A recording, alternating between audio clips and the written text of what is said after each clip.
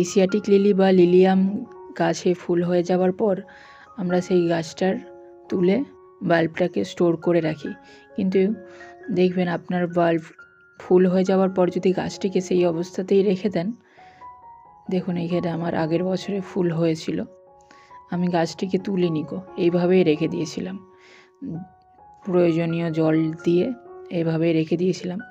এখন চলছে জুন মাস, বর্ষার শুরু, বর্ষার জল পাওয়ার পরেই দেখুন এই বৃষ্টির জলে হালকা পেয়েছে এবং তারপর থেকেই এ থেকে আরও নতুন নতুন অনেক চারা বেরোতে শুরু হয়েছে। দেখুন এখানে একটা, এই সাইডে দুটো আছে, এইভাবে এখানেও এখনও একটা বেরোচ্ছে। এখানে আমার টোটাল 3খানা বাল্ব ছিল, কিন্তু 3টে বাল্ব থেকে কত খালি দেখুন চারা বেরোচ্ছে, এখনও বেরোচ্ছে। এই সাইডে দুটো বড় হয়ে গেছে।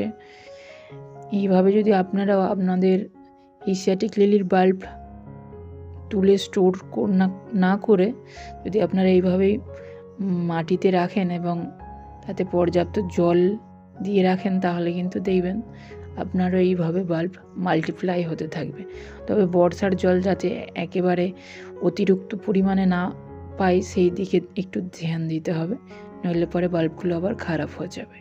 আশা করি আজকের এই ইনফরমেশানটা আপনার জানা ছিল না। তো যদি ইনফরমেটিভ বলে মনে হয় ভিডিওটি, তাহলে অবশ্যই ভিডিওটিকে একটি লাইক করবে এবং আমার চ্যানেলে আজকে প্রথম হয়ে থাকলে অবশ্যই কিন্তু চ্যানেলটিকে সাবস্ক্রাইব করে পাশে থাকা বেল বাটনটি ক্লিক করে দেবেন।